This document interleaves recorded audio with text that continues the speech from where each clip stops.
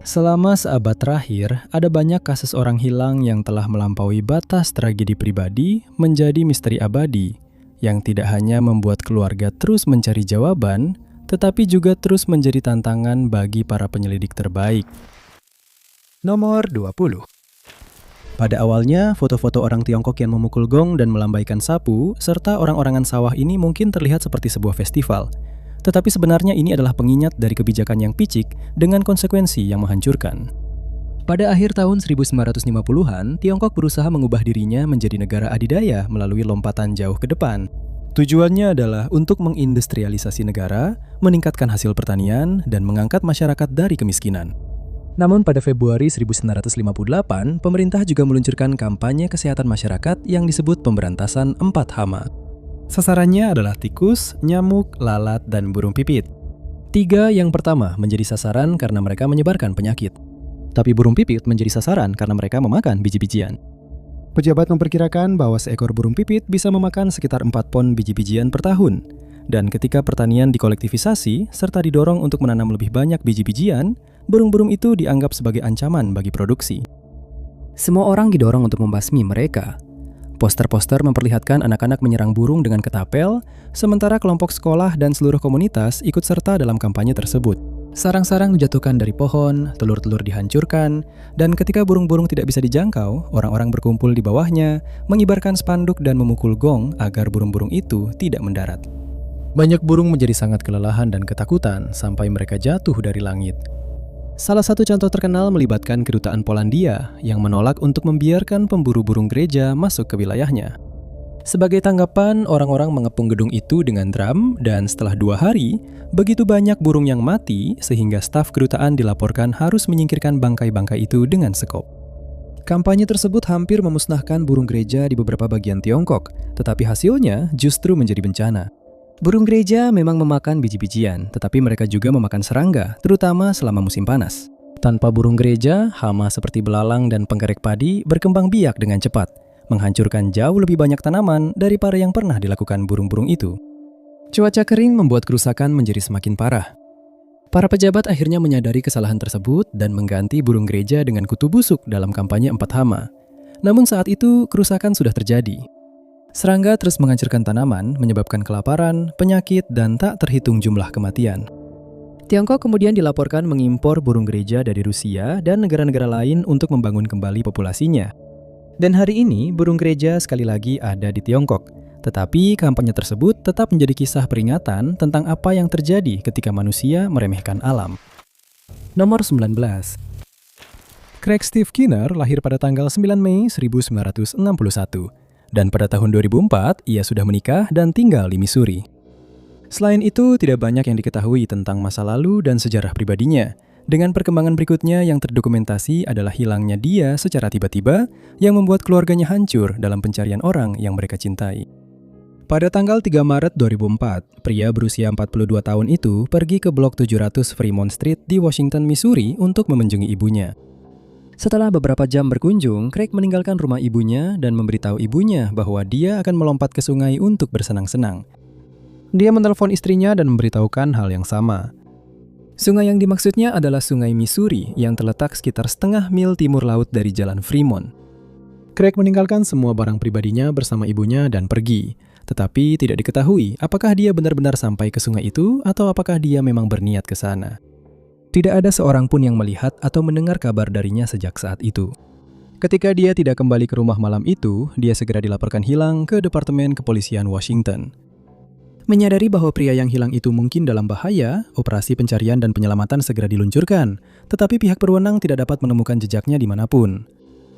Keadaan seputar hilangnya dia masih belum jelas, dan keberadaan Craig tetap tidak diketahui. Penegak hukum sejak itu mencatatnya sebagai orang hilang dan dalam bahaya. Dan kasusnya tetap belum terpecahkan.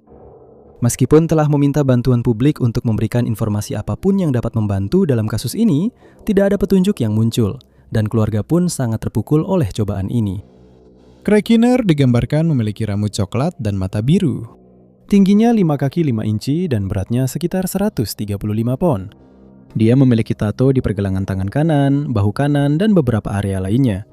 Menurut ibu dari pria yang hilang tersebut, dia terakhir kali terlihat mengenakan celana jeans biru, sweatshirt biru kehijauan, dan topi coklat muda.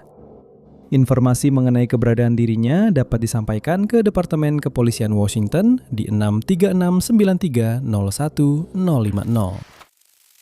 Nomor 18. Foto lereng perairan es di pantai Greenland ini adalah salah satu gambar terakhir yang diambil sebelum bencana menimpa ekspedisi yang ia ikuti. Diambil pada tahun 1909, baru 3 tahun kemudian, kapten dan insinyurnya kembali ke rumah.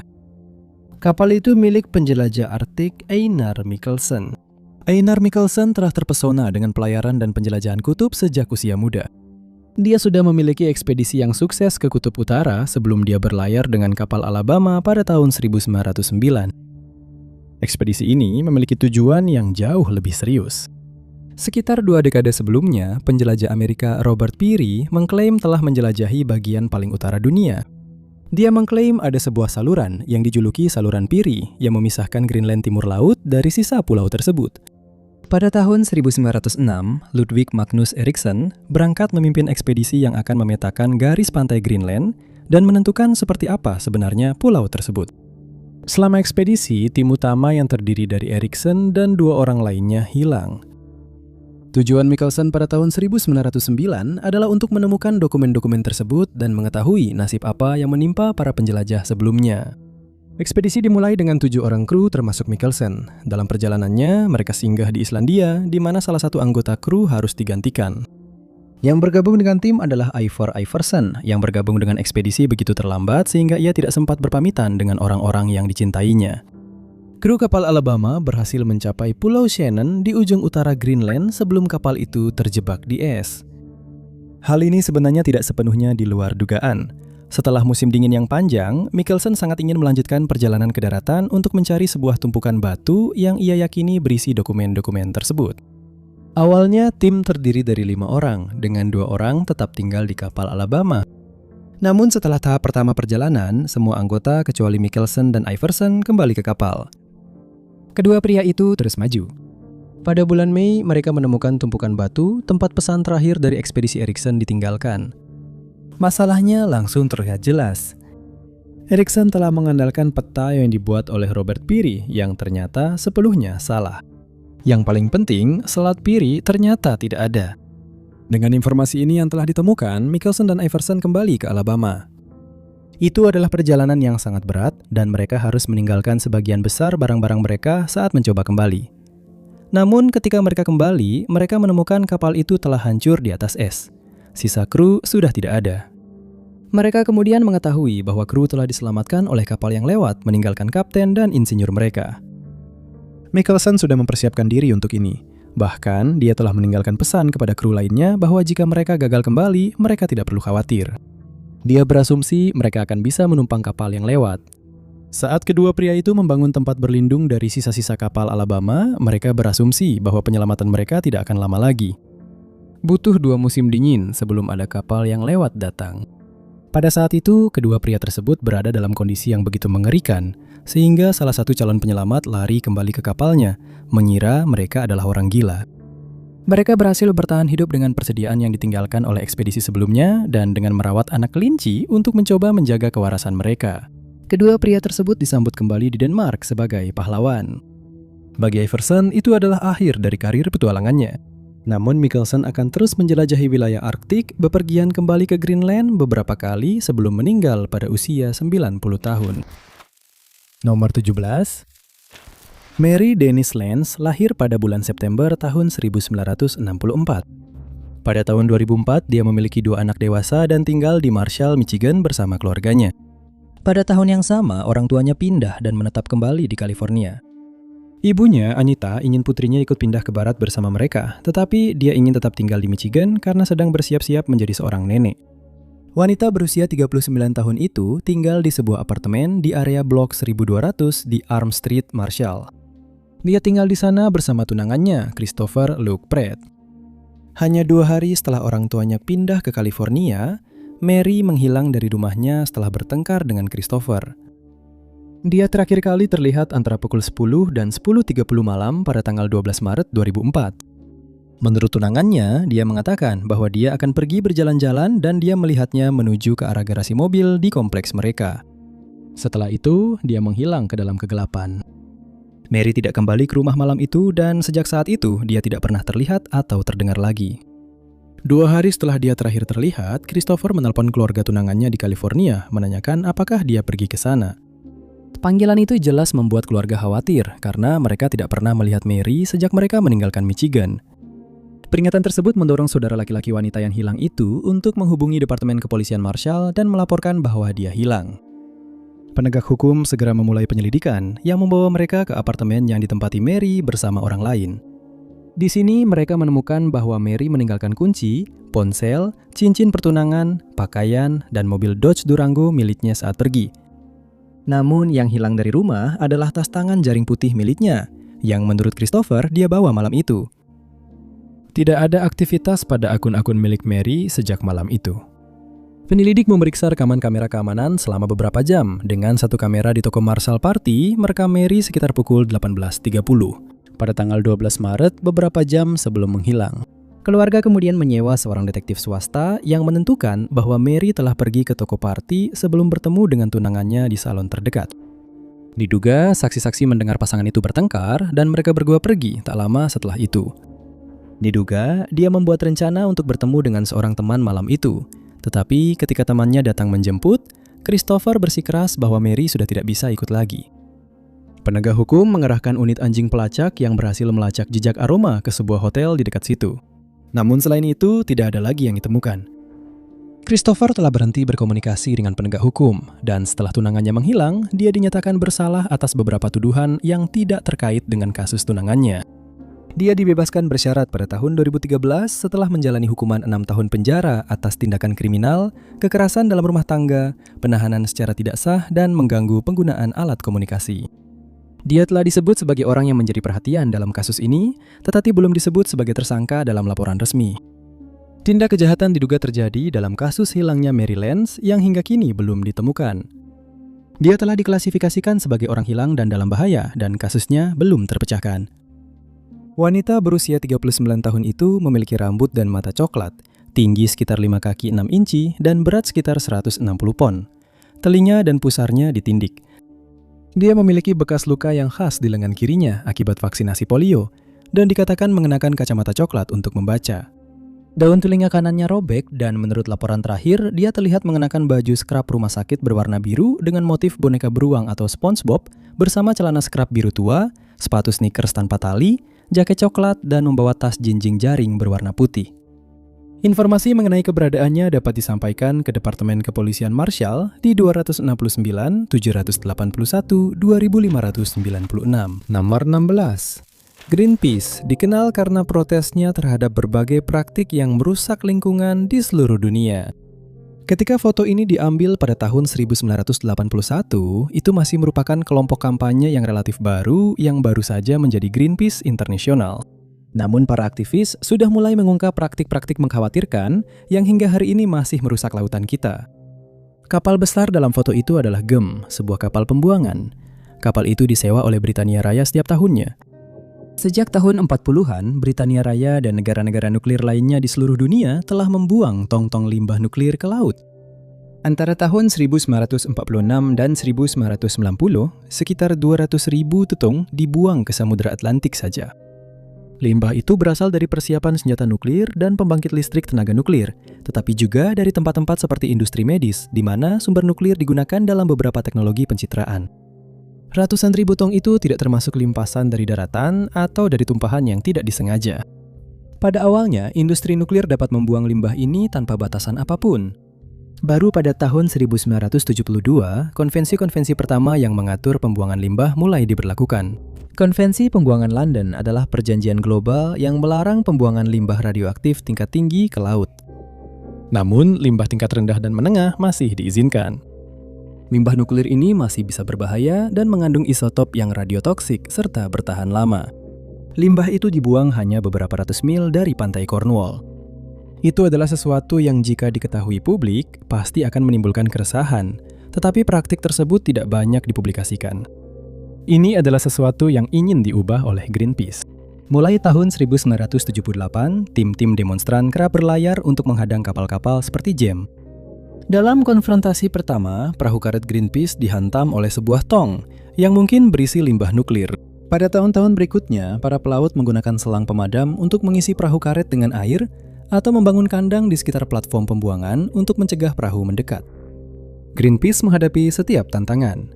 Konfrontasi tersebut menarik perhatian publik terhadap pembuangan itu, namun pekerjaan yang lebih efektif tidak mendapat publisitas sebanyak itu. Para pelaut di atas kapal GEM dan kapal pembuangan lainnya bisa berargumen bahwa mereka hanya mengikuti hukum. Hanya dengan upaya berkelanjutan untuk mengubah konvensi pembuangan London, pembuangan limbah nuklir di lautan dunia akhirnya dilarang. Pada tahun 1983, para pihak dalam konvensi pembuangan London menyerukan moratorium terhadap pembuangan limbah radioaktif, dan sebuah panel ahli didatangkan untuk menilai apa yang akan dilakukan. Sudah jelas bahwa bahkan limbah nuklir tingkat rendah pun bisa merusak lingkungan. Namun, proses tersebut baru benar-benar dilarang pada tahun 1993. Nomor 15. Pecinta alam, pendaki berpengalaman, pensiunan Mayor Jenderal Angkatan Udara. Ini adalah gelar-gelar yang merangkum kehidupan William Neil McCaslin, seorang insinyur astronautika dan mantan komandan laboratorium riset Angkatan Udara. Selama karir militernya, William ditugaskan ke Pentagon pada tahun 2007, di mana ia memimpin bagian akuisisi luar angkasa di kantor di bawah Sekretaris Angkatan Udara. Pada tahun 2009, ia dipromosikan menjadi Direktur Program Khusus di Kantor Pertahanan untuk Akuisisi, Teknologi, dan Logistik. Dalam posisi ini, ia memiliki kewenangan penuh atas informasi paling sensitif Amerika, termasuk pengetahuan, program, dan kemampuan yang tidak diungkapkan. Atas jasanya, William memegang beberapa penghargaan dan tanda jasa, termasuk bintang jasa perunggu, beberapa lencana Dawn Egg, pita keahlian menembak senjata ringan, dan penghargaan unit terpuji gabungan.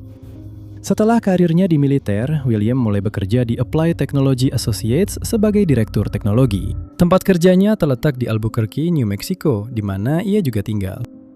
William menghilang awal tahun ini dan tercatat sebagai salah satu dari 11 ilmuwan yang secara misterius hilang sejak pertengahan 2024. Setiap tokoh yang hilang ini memiliki izin keamanan tingkat tinggi, sehingga hilangnya mereka menjadi sangat mengkhawatirkan. Menurut laporan resmi, pria berusia 68 tahun itu keluar dari rumahnya di Albuquerque pada pagi hari tanggal 27 Februari 2026, meninggalkan beberapa barang pribadinya, termasuk kacamata resep, perangkat yang dapat dikenakan, dan ponselnya. Sejak saat itu, dia tidak pernah terlihat atau terdengar lagi. Pada hari yang sama, kantor sheriff Kabupaten Bernalillo, New Mexico, mengeluarkan peringatan Silver Alert untuk William. Laporan menunjukkan bahwa tidak diketahui hendak pergi kemana atau mengenakan apa saat dia pergi. Saat menggeledah rumah, para penyelidik mencatat beberapa barang yang hilang, termasuk sepatu bot hiking, ransel merah, dompet, serta revolver kaliber 38 dan sarung kulitnya. Upaya pencarian di sekitar area tersebut kemudian dilakukan, dan rumahnya dikelilingi oleh tebing serta ngarai, yang telah diperiksa secara menyeluruh oleh helikopter yang dilengkapi dengan kamera inframerah.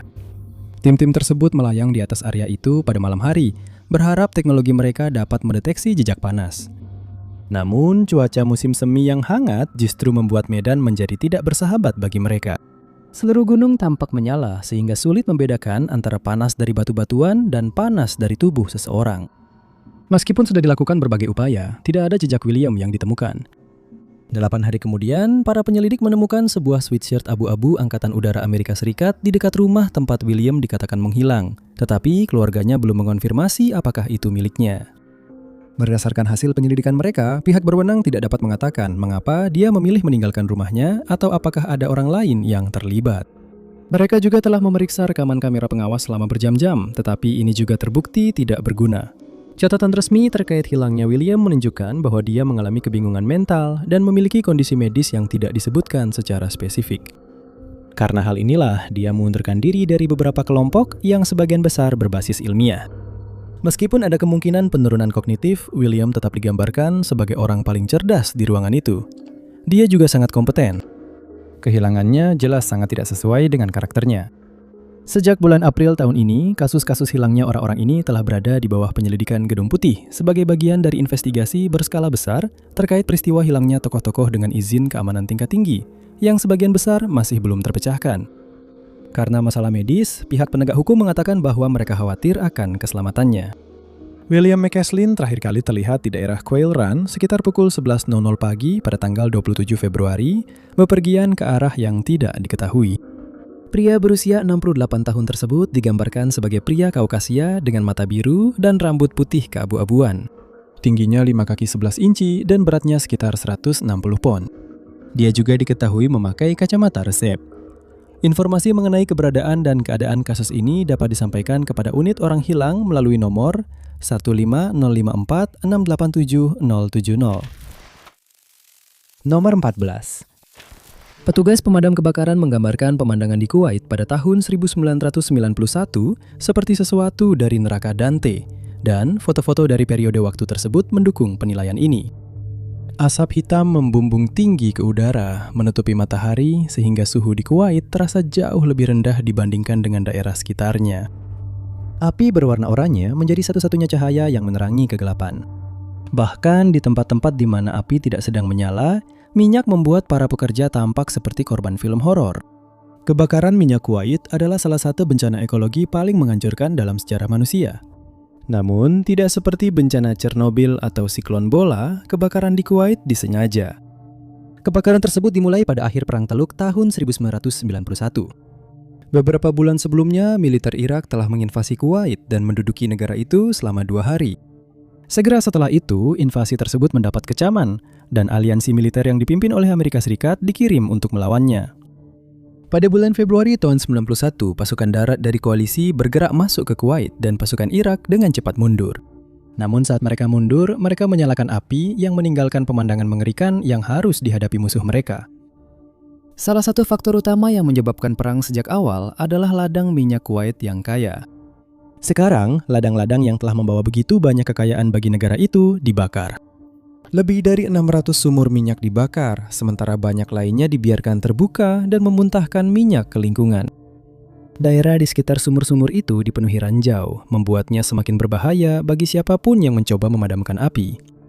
Saat para ahli mencoba menilai pekerjaan yang harus dilakukan, mereka memperkirakan akan membutuhkan waktu bertahun-tahun untuk menutup semua sumur minyak dan memadamkan api. Pekerjaan harus ditunda lebih lama lagi untuk memastikan sumur-sumur tersebut seaman mungkin bagi para pemadam kebakaran untuk bekerja. Hanya beberapa bulan setelah kebakaran dimulai, tim-tim pemadam kebakaran dari seluruh dunia mulai berdatangan ke Kuwait. Mereka dilatih secara khusus untuk pekerjaan ini dan mulai bekerja mencoba memperbaiki kerusakan yang terjadi. Kebakaran sumur minyak pertama berhasil dipadamkan pada awal April. Para pemadam kebakaran harus bermanuver melewati minyak yang bisa menyebabkan luka bakar kimia pada kulit mereka, asap tebal yang membuat hampir mustahil untuk melihat, dan tanah yang dipenuhi bendera-bendera yang menandai lokasi ranjau yang terkubur. Kemajuan awalnya berjalan lambat, tetapi secara bertahap, para pemadam kebakaran menjadi ahli dalam pekerjaan unik ini. Perkiraan waktu kerja selama bertahun-tahun pun berkurang. Sumur terakhir berhasil ditutup pada bulan November 1991. Sebagian dari kehancuran itu disiarkan ke seluruh dunia. Gambar-gambar dari NASA menunjukkan luasnya kebakaran itu dengan garis-garis asap hitam yang menyebar melintasi gurun. Kerusakan yang lebih parah terjadi di teluk itu sendiri, di mana tak terhitung banyaknya barel minyak tumpah ke dalam air. Gambar-gambar burung dan satwa liar lainnya yang berjuang di dalam tumpahan minyak termasuk yang dibagikan di media. Orang-orang ingin membantu hewan-hewan itu, tetapi hanya sedikit yang bisa dilakukan untuk menolong burung-burung ini setelah mereka tertutup minyak. Penutupan sumur-sumur dan pemadaman api dianggap sebagai kemenangan besar dan salah satu peristiwa multinasional terbesar. Pencapaian-pencapaian itu memang ada, tetapi kerusakan ekologi tetap berlanjut bahkan setelah para pemadam kebakaran pulang. Nomor 13. Kasus Suwa-Swaher yang malang adalah salah satu dari banyak kasus hilangnya orang yang sayangnya kekurangan informasi, sehingga kasusnya menjadi buntu dan memaksa para penyelidik hanya mengandalkan bantuan masyarakat, yang pada gilirannya juga bergantung pada informasi yang tersedia. Namun, kasus Suwa-Swaher hanya mencantumkan informasi dasar saja. Tidak banyak yang diketahui tentang latar belakang, masa kecil, asal-usul, atau kehidupan pribadinya. Publik hanya diberikan deskripsi dasar tentang penampilan wanita yang hilang tersebut dan garis waktu sederhana mengenai peristiwa yang berujung pada kehilangannya. Kurangnya informasi, bagaimanapun, tidak menghilangkan fakta bahwa dia adalah orang hilang yang kasusnya harus mendapat perhatian. Pada tanggal 12 Maret 2020, Pura, yang saat itu berusia 22 tahun, terakhir kali terlihat di Minneapolis, Minnesota. Tidak pasti dalam keadaan apa dia berada di daerah itu atau apakah dia memang tinggal di sana, tetapi dari sinilah dia menghilang dan tidak pernah terlihat atau terdengar lagi. 1 minggu setelah dia dilaporkan hilang, kendaraannya yang deskripsinya tidak dijelaskan ditemukan ditinggalkan. Tidak dipublikasikan di mana atau bagaimana kendaraan itu ditemukan, tetapi wanita yang hilang tersebut tidak berada di dalam atau di sekitar kendaraan itu. Penemuan kendaraan tersebut adalah titik di mana garis waktu kasus Pur berakhir, dengan Departemen Kepolisian Brooklyn Center terus melakukan penyelidikan, hanya mengandalkan petunjuk-petunjuk yang ada. Para penyelidik tidak dapat memastikan secara pasti apa yang dikenakannya saat dia menghilang. Tetapi sekarang usianya akan 46 tahun dan dia telah hilang selama 24 tahun. Dia digambarkan sebagai perempuan Asia yang memiliki rambut hitam saat menghilang dan mata berwarna coklat. Tingginya sekitar 4 kaki 9 hingga 4 kaki 11 inci dan berat badannya antara 110 hingga 120 pon, serta dikatakan memiliki tato eyeliner biru di kelopak mata bagian bawah, dengan rambut yang sedikit lebih panjang dari bahu pada saat itu. Informasi mengenai hilangnya dan keberadaannya dapat disampaikan ke Departemen Kepolisian Brooklyn Center di 7635 69333. Nomor 12. Pada bulan Mei 1945, seorang fotografer mengambil serangkaian gambar yang menunjukkan pasukan Amerika Serikat memeriksa karya seni tak ternilai yang telah dikumpulkan dan disimpan secara sembarangan. Jika dilihat sendiri, gambar-gambar tersebut mungkin terlihat seperti awal dari pekerjaan untuk menyusun sebuah pameran seni. Tetapi sebenarnya gambar-gambar itu mendokumentasikan puncak gunung es dari salah satu kejahatan seni terbesar dalam sejarah. Para pria dalam foto tersebut berasal dari Divisi Lintas Udara ke-101. Setelah D-Day, divisi tersebut telah maju ke Bavaria di perbatasan antara Jerman dan Austria. Disinilah mereka menemukan, tersembunyi di sebuah gua di lereng gunung dekat Königssee, sisa-sisa koleksi seni yang dikumpulkan oleh salah satu pejabat tertinggi di pemerintahan Jerman. Hermann Göring adalah orang kedua paling berkuasa di Jerman selama Perang Dunia Kedua. Salah satu tindakan pertamanya setelah berkuasa adalah membentuk polisi rahasia yang akan melakukan kekejaman terhadap lawan politik partainya. Dia kemudian memimpin Angkatan Udara Jerman. Pada akhir perang, Göring dinyatakan bersalah atas kejahatan perang dan kejahatan terhadap kemanusiaan di pengadilan Nuremberg.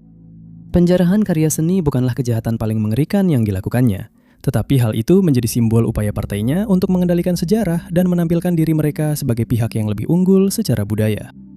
Itu juga merupakan langkah pertama dalam serangan terhadap komunitas yang dianggap tidak diinginkan, terutama populasi Yahudi di Jerman dan wilayah pendudukan.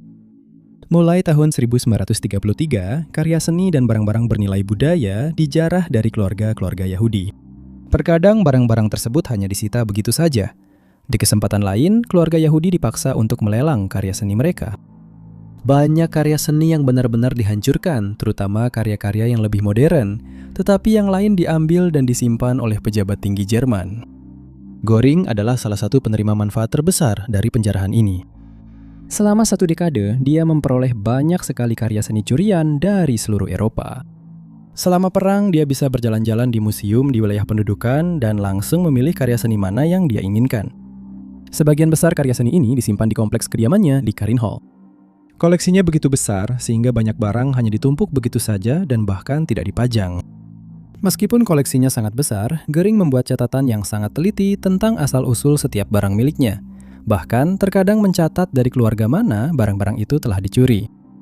Ketika sudah jelas bahwa jalannya perang tidak berpihak padanya, Göring mengambil keputusan drastis untuk menjaga koleksi seninya agar tidak jatuh ke tangan sekutu.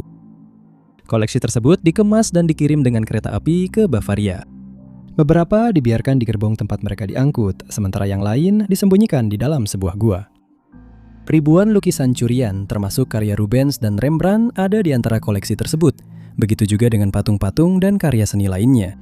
Dengan sebagian besar harta karun telah dipindahkan, Göring memerintahkan Karin-Hall dihancurkan sebelum pasukan Soviet bisa mencapai wilayah tersebut. Sebagian dari koleksi rampasannya masih berada di dalam bangunan saat bangunan itu dihancurkan dan masih tergeletak di puing-puing ketika pasukan Soviet tiba di sana. Banyak karya seni tersebut rusak secara permanen dan tidak dapat diperbaiki. Setelah tempat penyimpanan di Bavaria ditemukan, upaya pun dimulai untuk mengembalikan karya seni tersebut kepada pemiliknya yang sah. Pekerjaan itu masih berlangsung hingga hari ini, seperti halnya dengan banyak karya seni yang dijarah pada tahun 30-an dan 40-an, dan dalam beberapa kasus, menemukan pemilik sah dari karya tersebut sangat sulit, terutama karena begitu banyak keluarga yang musnah selama perang. Nomor 11. Hatis Trubiculu lahir di Turki pada tahun 1977 dan pindah ke Kanada bersama keluarganya pada tahun 1993. Dia menikah di usia muda, tetapi pernikahan itu segera kandas. Beberapa tahun kemudian, dia menikah lagi, tapi itu juga tidak bertahan lama. Namun, kedua hubungan yang gagal ini tidak menghentikannya untuk mengejar cinta. Pada tahun 2008, di sebuah pesta Natal, dia jatuh cinta pada Riza Kosa yang berusia 29 tahun yang dia temui hari itu.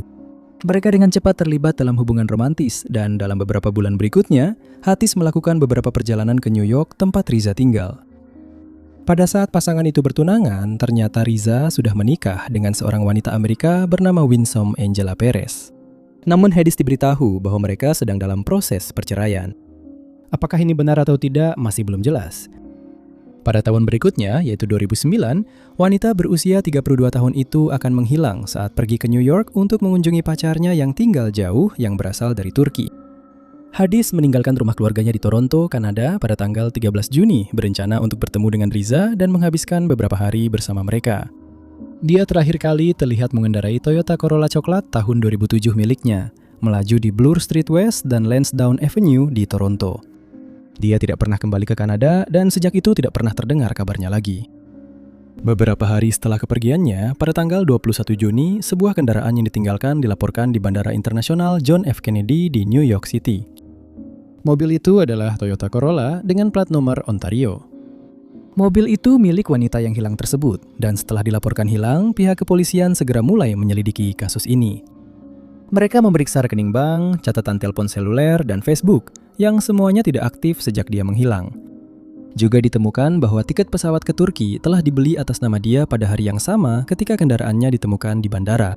Namun wanita yang hilang itu tidak pernah naik penerbangan tersebut atau penerbangan lainnya, dan tidak ada catatan tentang dirinya masuk ke Turki. Riza, seorang imigran Turki yang bekerja sebagai tukang las di pabrik baja di Long Island, meninggalkan Amerika Serikat tak lama setelah wanita itu menghilang pada tanggal 30 Juli. Dia menuju ke negara asalnya dengan tiket sekali jalan. Istrinya, Angela, juga menghilang pada waktu yang sama. Anehnya, kendaraan Angela juga ditemukan ditinggalkan di bandara yang sama dengan milik Hatis, 4 bulan setelah suaminya pergi ke Turki. Dia kemudian ditemukan dalam keadaan tragis yang membuat polisi menyatakan Riza Kosa sebagai orang yang menjadi perhatian polisi terkait hilangnya dirinya serta hilangnya Hatis, dengan dugaan kuat adanya tindak kejahatan. Namun, tersangka potensial tersebut kini telah meninggal dunia. Penyelidik tidak percaya bahwa Hatis pernah meninggalkan New York, tetapi petunjuk tentang di mana dia bisa berakhir sangat minim. Kehilangannya masih belum terpecahkan dan dia telah diklasifikasikan sebagai orang hilang dan dalam bahaya. Dia digambarkan sebagai perempuan Kaukasia dengan rambut hitam sebahu dan mata coklat. Tingginya sekitar 5 kaki 1 inci dan beratnya 130 pon. Dia dikatakan memiliki bekas luka kecil di pipi kirinya dan terakhir terlihat mengenakan celana putih, kemeja putih, dan sepatu hak tinggi hitam.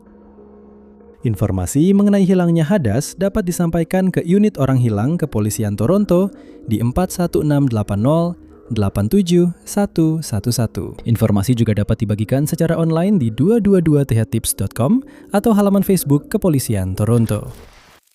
Nomor 10.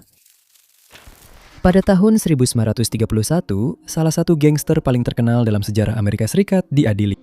Bukan karena kejahatan kekerasan yang diketahui pernah dia lakukan, atau bahkan karena penyelundupan alkohol di era pelarangan alkohol. Dia diadili karena penggelapan pajak. Foto-foto dari persidangan Al Capone sejak itu menjadi potret ikonik dari periode sejarah Amerika ini. Tetapi, salah satu foto akan terlihat hampir lucu tanpa konteks di balik gambar tersebut. Pada tahun 1931, Capone sudah dikenal sebagai salah satu pria paling berbahaya di Chicago. 6 tahun sebelumnya, dia dipromosikan menjadi bos geng Colosimo setelah John Torrio pensiun. Bisnis utama geng tersebut adalah pembuatan dan distribusi bir serta minuman keras pada saat penjualan keduanya ilegal. Itu adalah bisnis yang menguntungkan, dan ada banyak persaingan yang harus dihadapi. Capone menghadapi persaingan dengan cara yang paling brutal. Dia tidak sendirian dalam melakukan tindakan mengerikan ini, tetapi kebrutalan Capone dan anak buahnya membuatnya menonjol di atas yang lain. Capone juga terlibat dalam perjudian ilegal dan telah dikaitkan sebagai pemilik setidaknya 1 rumah judi.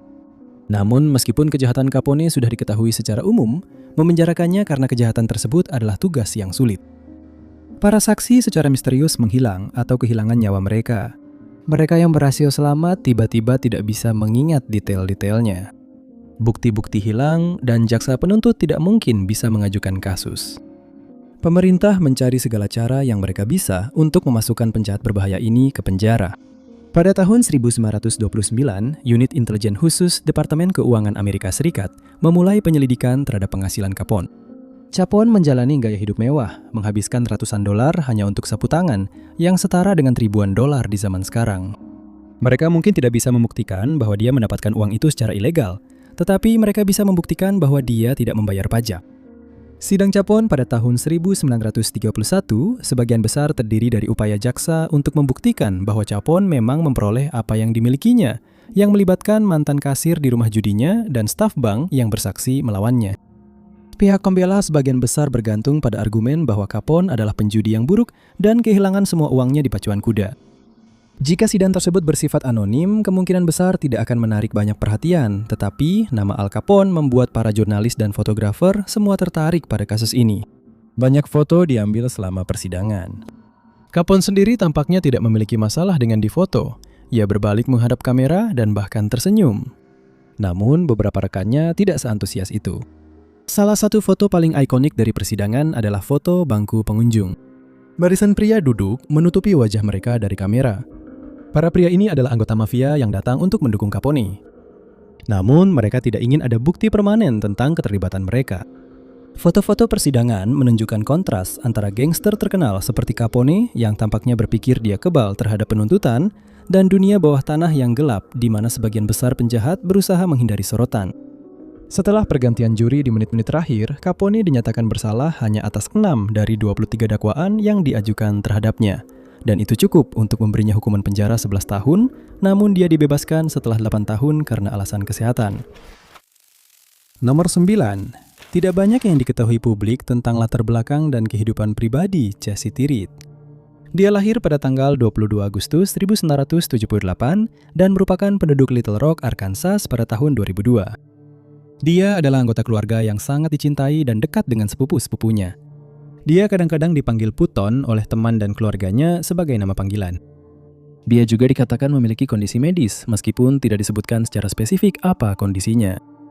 Kisah Chastity dimulai pada tanggal 26 Oktober 2002 ketika dia menelpon anggota keluarganya dari Greenwood, Mississippi. Dia memberitahu kerabatnya bahwa dia berada di Greenwood dan berencana untuk pergi ke Scooba, Mississippi. Dia juga mengatakan bahwa dia mungkin akan singgah di Meridian yang berada di jalur menuju Scooba. Chastity akan mengunjungi beberapa sepupunya di sana, tetapi setelah panggilan telepon ini, tampaknya tidak ada yang melihat atau mendengar kabar darinya lagi. Wanita berusia 24 tahun itu sedang bepergian dengan mobil Ford Contour tahun 1998 berwarna biru kehijauan dengan 4 pintu saat dia menghilang. Tidak jelas apakah dia pernah sampai ke rumah sepupunya sehingga sulit untuk mempersempit lokasi pencarian. Entah dia menghilang di antara Greenwood dan Meridian atau di antara Meridian dan Scooba. Dia juga mungkin hilang saat dalam perjalanan pulang ke Little Rock. Tidak ada seorang pun di daerah-daerah ini yang tampaknya pernah berhubungan dengannya, dan juga tidak ada laporan penampakan Chastity atau mobilnya. Pihak berwenang telah mencari di area umum dan rute yang mereka yakini telah dilalui oleh wanita muda tersebut, tetapi mereka tidak memiliki petunjuk tentang keberadaannya. Kendaraannya yang menggunakan plat nomor Arkansas belum terlihat sejak hari dia menghilang, dan kasusnya masih belum terpecahkan, serta dia tercatat sebagai orang hilang dan dalam bahaya. Tidak ada tersangka yang disebutkan dalam kasus kehilangannya, dan juga tidak ada laporan penampakan atau petunjuk hingga tahun 2026. Chastity sekarang akan berusia 47 tahun dan dia diketahui memiliki kondisi medis serta dikenal menggunakan nama panggilan Puton sebagai nama belakangnya. Dia digambarkan sebagai perempuan Afrika Amerika dengan rambut hitam dan mata coklat, dengan tinggi sekitar 5 kaki 7 inci dan berat sekitar 320 pon. Kedua telinganya telah ditindik dan pada saat dia menghilang, dia mengenakan celana panjang stretch berwarna hijau dan kemeja putih. Lembaga yang menangani penyelidikan adalah kantor Sheriff Kabupaten Kemper dan mereka dapat dihubungi di 601 753 2255. Nomor 8. Pada tahun-tahun pertama abad ke-20, keseimbangan kekuatan di Eropa menjadi semakin genting. Benua ini telah berada dalam keadaan relatif damai sejak berakhirnya Perang Napoleon 1 abad sebelumnya. Namun seiring berkembangnya kekaisaran, negara-negara Eropa mendapati diri mereka saling bersaing di panggung dunia. Fakta pertahanan dibentuk sebagai upaya menjaga perdamaian, namun itu juga berarti hanya dibutuhkan satu negara menyatakan perang terhadap negara lain untuk membuat seluruh benua terlibat dalam pertempuran. Saat ketegangan meningkat, dua sepupu bertemu untuk mencoba bernegosiasi demi perdamaian antara kedua negara mereka. Tsar Nikolai II dari Rusia dan Kaisar Wilhelm II dari Jerman akhirnya berada di pihak yang berlawanan dalam Perang Dunia Pertama. Namun, dalam beberapa dekade sebelum perang dimulai, mereka adalah teman baik. Nikolai menikah dengan sepupu pertama Wilhelm dan secara biologis masih memiliki hubungan keluarga yang lebih jauh.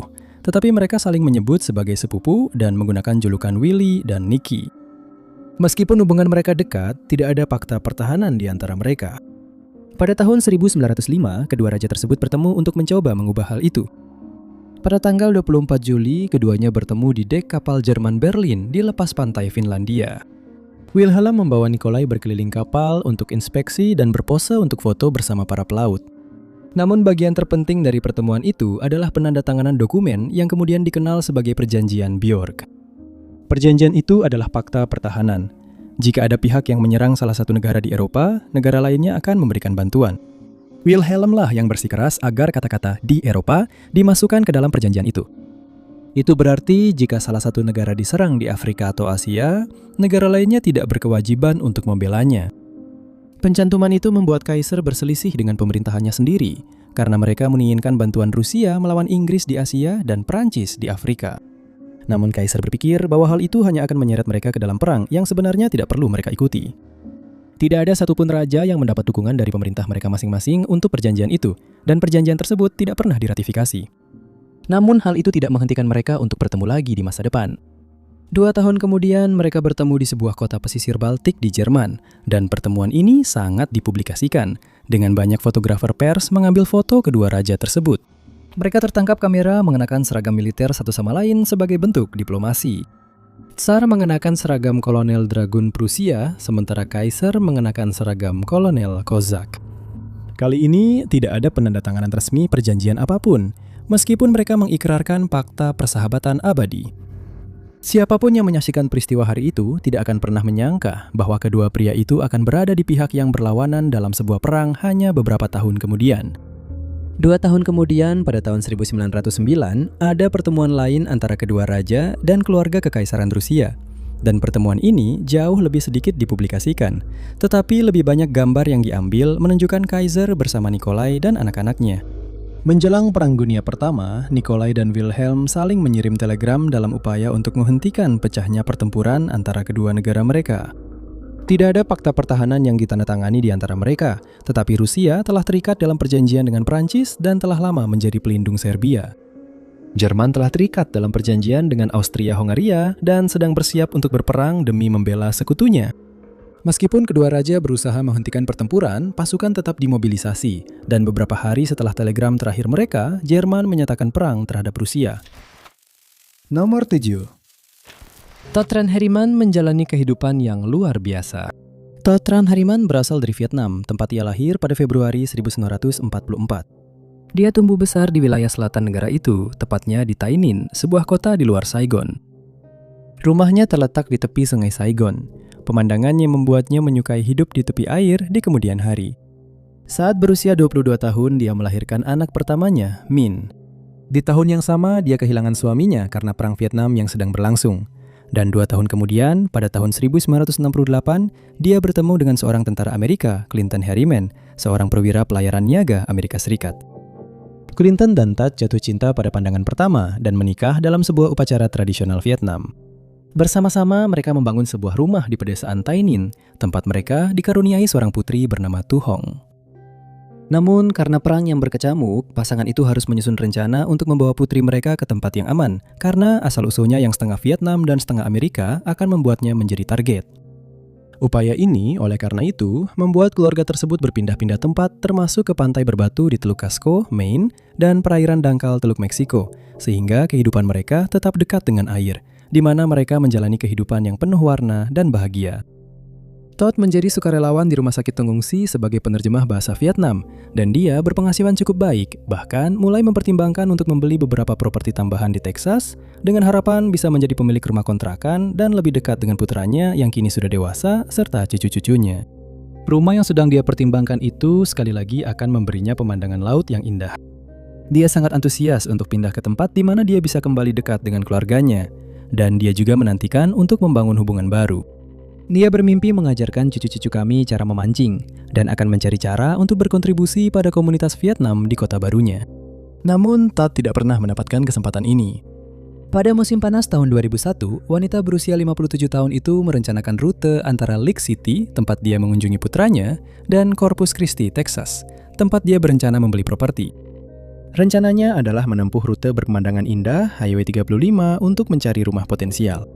Dia meninggalkan rumah putranya sekitar pukul 5.00 pagi pada 12 Juli 2001 dengan mobil Lincoln Continental tahun 1995 berwarna rose quartz dengan plat nomor khusus Florida Totsi.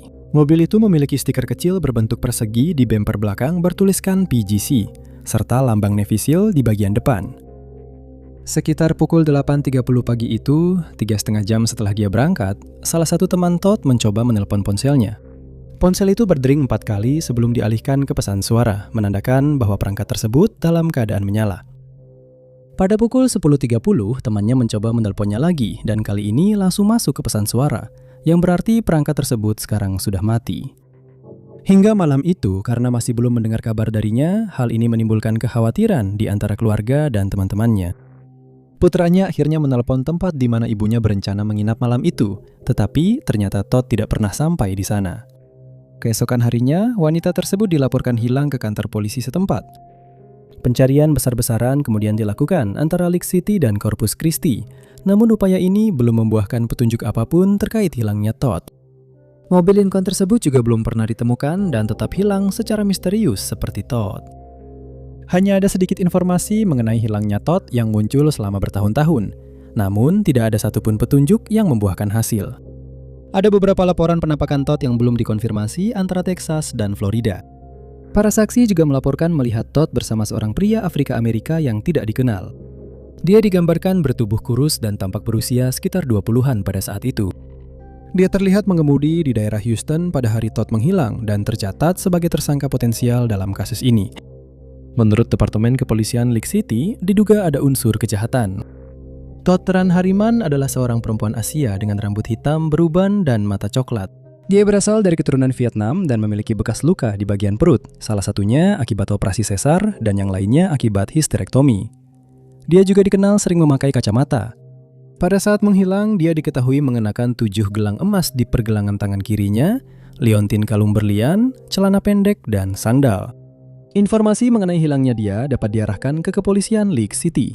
Hubungi Departemen Kepolisian di 281 332 2566. Nomor 6. Banyak foto dari pandemi flu Spanyol adalah foto-foto yang mencekam, yang dengan jelas menunjukkan kenyataan dari peristiwa tragis tersebut. Namun terkadang, konteks kelam di balik sebuah foto tidak begitu jelas. Foto ini diambil di Portsmouth Square, taman umum tertua di San Francisco. Alih-alih menjadi tempat bersantai, pandemi telah mengubahnya menjadi tempat kerja di mana pengadilan polisi kota berkumpul untuk mencoba mengendalikan aktivitas kriminal di San Francisco. Ketika pandemi flu Spanyol pertama kali melanda San Francisco, kota ini bertindak cepat. Menurut laporan surat kabar pada masa itu, kasus pertama penyakit tersebut ditemukan pada 23 September 1918, setelah seorang pria kembali dari perjalanan ke Chicago. Para dokter bertindak cepat dan perintah pun dikeluarkan agar pria tersebut dikarantina. Namun penyakit itu sudah menyebar sebelum perintah bisa dijalankan. Dan tak lama kemudian jumlah kasus pun melonjak tajam. Dalam waktu hanya 1 minggu, lebih dari 2.000 orang telah tertular penyakit tersebut. Langkah-langkah segera diterapkan untuk mencoba menjaga jumlah kasus tetap terkendali. Banyak dari langkah-langkah tersebut kini sudah tidak asing lagi berkat pandemi COVID-19. Penduduk diminta untuk menghindari tram pada jam sibuk dan menghindari tempat umum. Gedung dansa dan teater ditutup. Langkah yang paling jelas terlihat dalam foto-foto dari masa itu adalah penggunaan masker medis dari kain kasa. Pada awalnya, warga hanya dianjurkan untuk memakai masker. Tidak lama kemudian, masker menjadi wajib. Dan selama sekitar 1 bulan, kehidupan sehari-hari bagi sebagian besar warga melibatkan penggunaan masker. Seperti di zaman modern, menghindari kerumunan dianggap penting. Hal ini terutama berlaku di dalam ruangan, di mana orang-orang berada dalam jarak dekat satu sama lain. Di era modern, itu sering berarti bekerja dari rumah dan berkumpul secara daring sebagai gantinya. Pada tahun 1918 itu bukanlah pilihan. Pengadilan polisi adalah salah satu tempat yang harus tetap berfungsi, bahkan ketika seluruh kota ditutup. Selain kejahatan biasa yang terjadi, mandat masker berarti ada hukum lain yang harus terus diawasi oleh polisi. Pada awal pandemi, sebagian besar orang senang memakai masker. Namun, itu tidak berarti mereka selalu ingat untuk memakainya. Beberapa orang memprotes mandat tersebut dan menganggapnya tidak konstitusional. Hanya pada tanggal 27 Oktober saja, 110 orang ditangkap karena tidak memakai masker dengan benar. Menurut Kepala Polisi Kota, jika terlalu banyak warga yang ditangkap, mereka akan kehabisan ruang di sel. Mayoritas pelanggar dikenai denda $5. Beberapa orang, termasuk mereka yang merupakan pelanggar berulang, dijatuhi hukuman penjara singkat. Dengan tekanan tambahan pada penegak hukum ini, sangat penting agar pengadilan tetap beroperasi, dan pengadilan terbuka di Portsmouth Square menjadi bagian penting dalam mewujudkan hal itu. Foto-foto lain dari era tersebut menunjukkan pemandangan aneh yang sebenarnya adalah orang-orang yang mencoba menghadapi pandemi terburuk yang pernah mereka alami. Salah satu foto menunjukkan kerumunan orang berdiri atau berlutut di tangga sebuah gedung, semuanya membelakangi kamera. Ini adalah jemaat Katedral Santa Maria diangkat ke surga yang berkumpul untuk mendengarkan misa dan berdoa. Langkah-langkah awal yang diterapkan membantu memperlambat penyebaran penyakit tersebut. Sayangnya, San Francisco mencabut langkah-langkah tersebut terlalu cepat. Tidak lama setelah langkah-langkah tersebut dicabut, mereka harus diterapkan kembali karena jumlah kasus mulai meningkat lagi. Pada akhir pandemi, sekitar 45.000 orang di San Francisco terjangkit penyakit tersebut, dan lebih dari 3.000 orang kehilangan nyawa. Hal ini membuat kota tersebut menjadi salah satu yang paling terdampak di seluruh negeri. Nomor 5.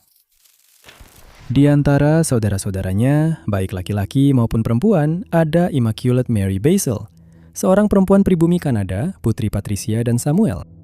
Dia memiliki 3 saudara laki-laki, termasuk Nick, Peter, dan Travis, serta 3 saudara perempuan, Crystal, Ida, dan Samantha. Menurut orang-orang terdekat, Immaculate yang sering dipanggil Mackie lebih dekat dengan 2 adik perempuannya, Crystal dan Ida, yang menggambarkan dia sebagai sosok yang penyayang. Dia akan membantu dengan cara apapun yang dia bisa ketika seseorang memintanya. Mackie lahir pada tanggal 8 Desember 1985 bertepatan dengan Hari Raya Maria dikandung tanpa noda dalam Gereja Katolik Roma, yang diyakini menjadi inspirasi di balik namanya. Dia tumbuh dalam sistem keluarga asuh bersama adik-adiknya yang membuat ikatan mereka menjadi tak terpisahkan. Orang-orang terdekat menggambarkan dia sebagai pribadi yang introvert dan dia jarang menghadiri pesta, tidak minum alkohol atau menggunakan narkoba rekreasional, dan lebih memilih berada di rumah, membersihkan, mendekorasi atau berselancar di internet serta menghabiskan waktu bersama putra kecilnya. Karena sifat introvert dan sikap hati-hatinya inilah, keluarganya merasa bingung ketika mengetahui bahwa pada tahun 2013 dia pergi ke sebuah pesta sendirian, sebuah peristiwa yang kemudian tanpa disangka menjadi latar dari kehilangannya. Pada tanggal 13 Juni, Mackie meninggalkan rumahnya dan pergi ke Tachi Reserve untuk menghadiri pesta rumahan. Tidak diketahui secara publik siapa saja yang hadir di pertemuan malam itu, dan hanya 2 orang yang telah disebutkan namanya secara publik. Salah satu dari orang tersebut adalah Kit, sepupu Mackie yang ia temui malam itu. Dia juga dilaporkan terlihat bersama seorang pria bernama Victor yang juga dikenal oleh keluarganya. Sekitar tengah malam pada tanggal 14 Juni, Mackie meninggalkan pesta bersama Victor dan Kit menuju sebuah kabin yang terletak di dekat kus untuk mengambil beberapa kaleng merah.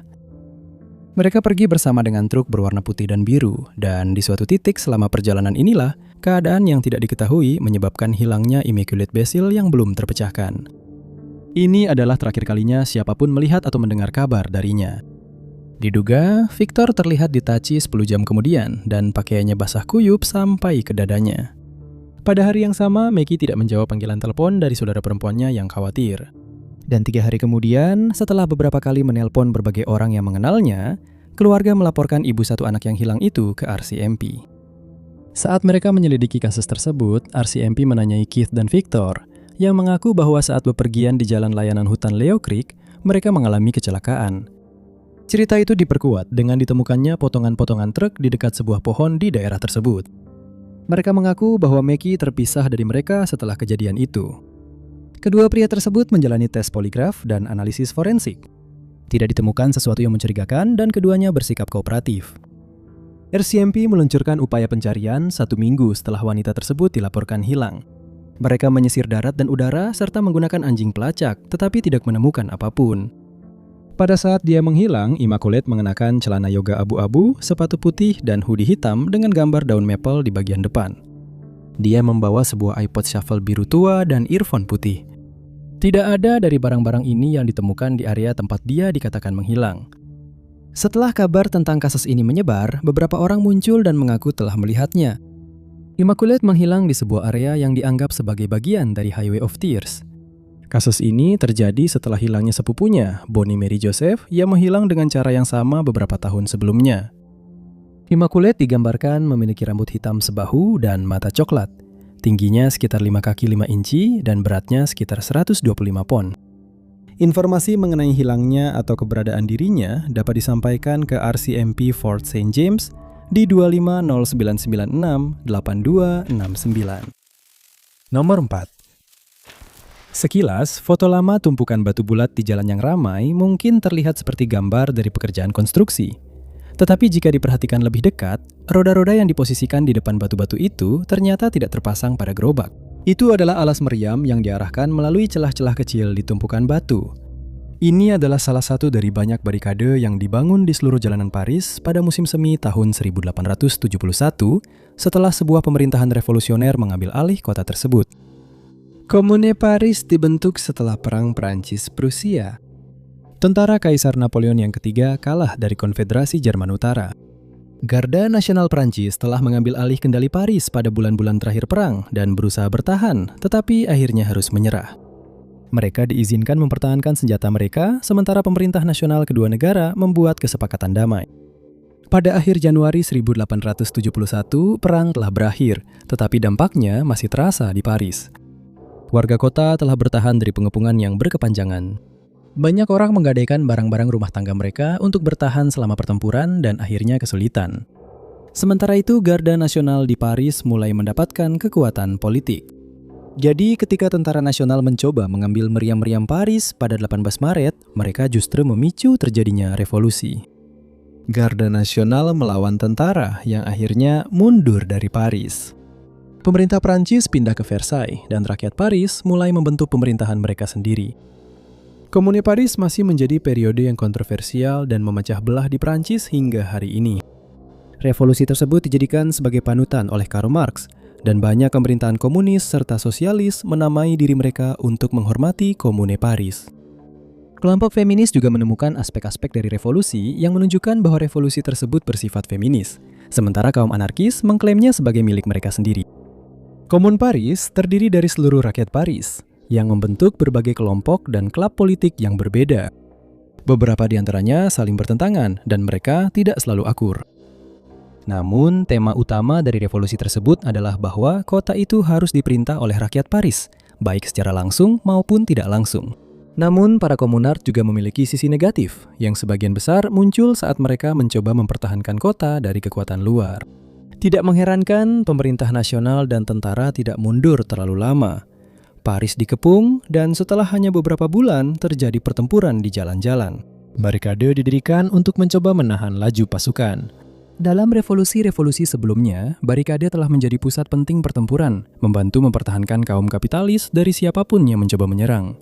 Namun Napoleon yang ketiga telah melaksanakan proyek pembangunan di Paris yang membuat barikade menjadi tidak berguna. Jalan-jalan diperlebar sehingga pasukan dapat lewat dengan mudah. Hal itu tidak menghentikan para revolusioner untuk bertempur dengan berani, baik perempuan maupun laki-laki menjaga barikade sampai mereka dilenyapkan. Pada minggu terakhir Komune Paris, monumen-monumen penting di dalam kota dibakar. Kebanyakan sejarawan sepakat bahwa para anggota Komune Paris berada di balik kebakaran tersebut, meskipun beberapa percaya itu mungkin akibat pengeboman oleh tentara. Para anggota Komune Paris juga mengambil nyawa para sandera sebagai balasan atas hilangnya para revolusioner yang telah ditangkap oleh pasukan nasional. Barikade terakhir yang jatuh adalah di Rue Rempart atau Rue Réveillon atau Rue de la Fontaine du Roi. Setiap barikade dipertahankan dengan gigih, tetapi para anggota Komune Paris kewalahan. Pada tanggal 28 Mei 1871, Komune Paris berakhir. Komune Paris hanya berlangsung selama 72 hari, tetapi dampaknya terhadap Paris dan Prancis secara keseluruhan bertahan hingga zaman modern. Nomor 3. Keterlibatan Kirk von Ackerman dalam layanan militer dan intelijen tampaknya dimulai pada tahun 90-an ketika ia bertugas sebagai ahli bahasa Rusia di Angkatan Darat Amerika Serikat. Dia juga merupakan seorang perwira intelijen di Angkatan Udara Amerika Serikat, di mana dia menjabat sebagai wakil direktur intelijen untuk NATO di Kosovo. Kirk akan menjadi seorang pejabat yang dianugerahi penghargaan atas keterlibatannya dalam operasi di wilayah musuh. Pada salah satu misi tugasnya, pria berusia 37 tahun itu dinyatakan hilang pada tahun 2003.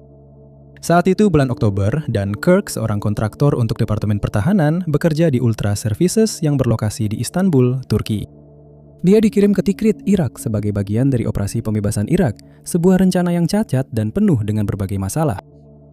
Beberapa masalah yang ada dalam proyek ini termasuk campur tangan politik, harapan yang tidak realistis, dan kekurangan jumlah pasukan yang parah. Kirk tercatat menghilang pada tanggal 9 Oktober 2003, yaitu saat kendaraannya ditemukan ditinggalkan di jalan antara Kirkuk dan Tikrit. Beberapa saat sebelum mobilnya ditemukan, Kirk sempat menelpon rekannya, Rian Manalik, dan menjelaskan bahwa bannya kempes dan dia membutuhkan dongkrak. Saat tiba di lokasi untuk membantunya, Kirk sudah tidak ditemukan dimanapun. Di dalam mobilnya yang ditinggalkan terdapat semua perlengkapannya, termasuk telepon satelit, komputer, dan koper, serta uang tunai sebesar $40.000 yang tidak dijaga.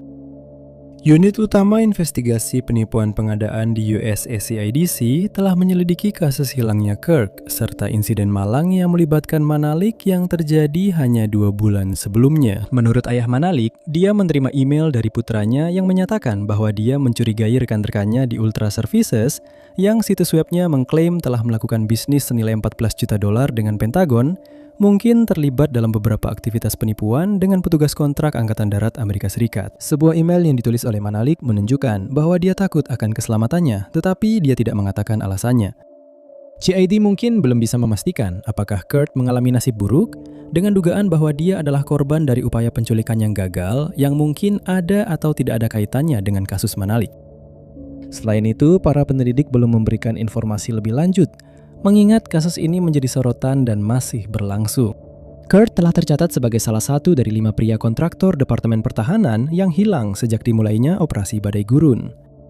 Kehilangannya tetap menjadi sumber kontroversi. Dia telah digambarkan sebagai pria Kaukasia dari Moss Beach, California.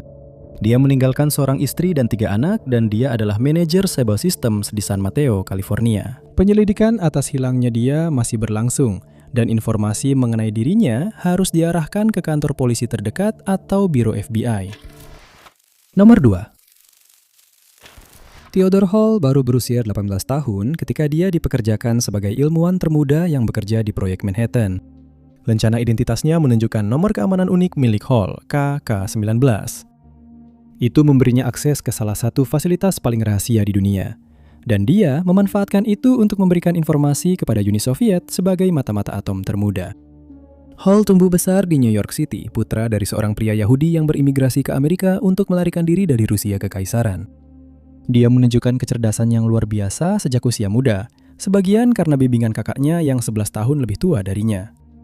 Hall melompati beberapa kelas di sekolah dan lulus dari sekolah menengah pada usia 14 tahun saja. Pada usia 16 tahun, dia mulai belajar fisika di Universitas Harvard dan lulus 2 tahun kemudian. Salah satu gurunya di Harvard merekomendasikannya untuk proyek Manhattan dan dia diterima bekerja pada tahun 1944. Fokus utama Hall adalah menghitung massa kritis uranium yang digunakan dalam salah satu senjata yang akan dijatuhkan di Jepang. Hall segera menunjukkan prestasinya di pekerjaan barunya dan dia diangkat menjadi kepala tim yang mengerjakan bagian penting dari proyek ini. Meskipun tekanan yang sangat tinggi diberikan kepadanya saat dia masih remaja, Hall tampaknya tidak menunjukkan tanda-tanda masalah apapun secara lahiriah. Namun banyak hal yang terjadi di pikirannya. Pada musim panas tahun 1944, para ilmuwan di Los Alamos sudah mengetahui dengan baik bahwa tujuan utama senjata itu sebenarnya tidak ada hubungannya dengan kekuatan poros manapun. Sudah jelas bahwa Jerman tidak akan mampu membangun senjata nuklir. Sebaliknya, para pejabat Angkatan Darat jauh lebih khawatir dengan Uni Soviet yang saat itu masih menjadi sekutu Amerika Serikat.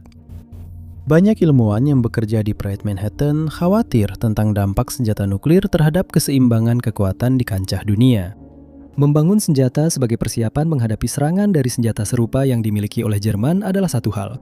Namun jika Amerika Serikat menjadi satu-satunya negara yang memiliki senjata nuklir, ia tidak melihat adanya manfaat dari hal itu. Banyak orang menulis kepada presiden untuk mendesaknya agar tidak menjatuhkan senjata itu ke Jepang, tetapi tidak jelas apakah Truman pernah menerima petisi tersebut. Hall adalah salah satu ilmuwan yang khawatir jika Amerika Serikat menjadi satu-satunya negara yang memiliki senjata nuklir. Jika hanya satu negara yang memiliki alat penghancur ini, tidak ada yang bisa dilakukan siapapun untuk mencegah mereka terjerumus menjadi rezim otoriter seperti yang sedang dikalahkan di Eropa. Menurut Hall, membagikan skema senjata nuklir kepada Uni Soviet adalah satu-satunya cara untuk memastikan keseimbangan kekuatan dan perdamaian melalui penghancuran timbal balik terjamin. Pada Oktober 1944, Hall kembali ke rumahnya di New York secara resmi untuk merayakan ulang tahun. Selama kunjungan itu, dia singgah di markas sebuah perusahaan Uni Soviet, di mana dia diberikan nama seorang agen NKVD yang bisa dia berikan informasi. Hall memberikan informasi tentang para ilmuwan yang bekerja di Los Alamos, organisasi tenaga kerjanya, dan rincian tentang senjata itu sendiri. Dia bukan satu-satunya mata-mata atom yang memberikan informasi tentang proyek Manhattan, tetapi dia mungkin telah memberikan informasi yang paling berguna bagi ilmuwan Soviet yang berusaha membuat senjata mereka sendiri. Baru pada tahun 1950, Angkatan Darat Amerika Serikat mulai mencurigai Hall sebagai mata-mata. Tetapi pada saat itu, dia sudah meninggalkan proyek Manhattan dan sedang belajar di Universitas Chicago. Namanya muncul dalam korespondensi yang didekripsi antara para mata-mata Soviet. Dia diwawancarai, tetapi satu-satunya bukti yang dimiliki militer berasal dari pesan-pesan yang telah didekripsi, dan mereka memutuskan untuk tidak menuntutnya. Dia kemudian menjadi seorang biofisikawan dan hidup sampai tahun 1999, ketika dia meninggal pada usia 74 tahun. Nomor 1. Pada tahun 1988, Dominique Arduin, seorang wanita yang berasal dari Paris, Prancis, memutuskan untuk pindah ke Finlandia. Dia bekerja di sana sebagai pemandu di Laplandia, Finlandia, dan mempertahankan kewarganegaraan ganda. Menurut biografinya sendiri, dia memiliki kehidupan yang luar biasa. Dia tumbuh besar di pegunungan Alpen setelah menjadi yatim piatu sejak kecil. Dia kabarnya didiagnosis menderita kanker dan kemudian sembuh darinya. Namun, baru jauh kemudian diketahui bahwa kisah singkat latar belakang ini ternyata dibuat-buat. Meskipun telah mengarang cerita tentang masa lalunya, Dominique tetap menjadi sosok yang dihormati dan ia berpegang teguh pada satu tujuan yang tidak pernah ia tinggalkan. Dan tujuan itulah yang kemudian menjadi latar belakang tak terduga dari hilangnya dirinya secara misterius yang hingga kini belum terpecahkan. Dominique ingin menjadi wanita pertama yang melakukan perjalanan solo ke kutub utara geografis dan mencapainya dengan bermain ski. Pada tahun 2001, Dominique memulai misinya ini, dan pada musim semi itu, ia berhasil mencapai kutub utara magnetik. Pada tahun 2003, Dominique berangkat menuju kutub utara geografis, namun ia tidak dapat melewati medan yang sangat berat. Dia berhasil diselamatkan dari hamparan salju itu, namun beberapa jari kakinya harus diamputasi akibat radang dingin. Namun Dominique tidak gentar dan pada bulan Maret 2004, di usia 43 tahun, ia memulai upaya keduanya untuk menjadi wanita pertama yang berski sendirian ke kutub utara. Markasnya berada di Finlandia Utara, di mana seorang teman lamanya, Tuomas Jantunen, bekerja sebagai manajer eksekutif Asosiasi Outdoor Finlandia. Pada tanggal 5 Maret, Dominique meninggalkan Cape Arkadicheski di Siberia untuk menuju kutub utara geografis, melintasi lapisan es. Dia membawa teknologi komunikasi canggih dan cukup makanan untuk bertahan selama 17 hari.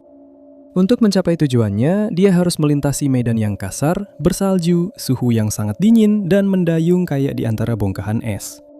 Namun, sehari setelah perjalanannya dimulai, dia tiba-tiba kehilangan kontak dengan markasnya. Hilangnya kontak mendorong upaya pencarian dan penyelamatan segera, dengan helikopter penyelamat berputar di atas berharap menemukan jejak dirinya. Meskipun mereka tidak menemukan Dominique, petugas penyelamat berhasil menemukan seorang pelancong lain, Frederick Chamart Baudet, yang menghilang sehari sebelumnya dalam misi terpisah. Dalam beberapa hari berikutnya, tim kembali ke rute yang diyakini telah dilalui Dominique, namun mereka tidak menemukan apa-apa. Upaya pencarian akan dihentikan pada akhir bulan itu. Setelah dia menghilang, teman-teman dan rekan kerjanya menemukan bahwa cerita latar belakang pegunungan Alpen yang diceritakan Dominique tidak benar. Dan mereka berhasil melacak baik saudara perempuannya maupun pamannya. Menurut anggota keluarganya, Dominique pernah menghilang sebelumnya, meskipun mereka tidak menjelaskan dalam keadaan apa. Kerabat-kerabat ini percaya bahwa Dominique masih hidup dan mungkin hanya tinggal di tempat lain. Paman Dominic pernah dikutip mengatakan bahwa dia mungkin telah memulai hidup baru dan mungkin di Rusia. Tidak diketahui apa yang dikenakan Dominic yang saat itu berusia 43 tahun saat menghilang. Tetapi identifikasi mudah dapat dilakukan melalui jari-jari kakinya yang hilang yang diamputasi setelah mengalami radang dingin. Dia memiliki mata biru dan pada saat menghilang, rambutnya dipotong pendek berwarna pirang. Informasi mengenai dirinya dapat dilaporkan ke kantor polisi terdekat atau kantor sheriff. Terima kasih banyak sudah menonton. Jika kalian menyukai video ini, jangan lupa tekan tombol suka. Juga jangan lupa untuk berlangganan dan klik lonceng notifikasi agar tetap update dengan semua unggahan kami berikutnya. Nama saya Top 5 Announce dan sampai jumpa di video berikutnya.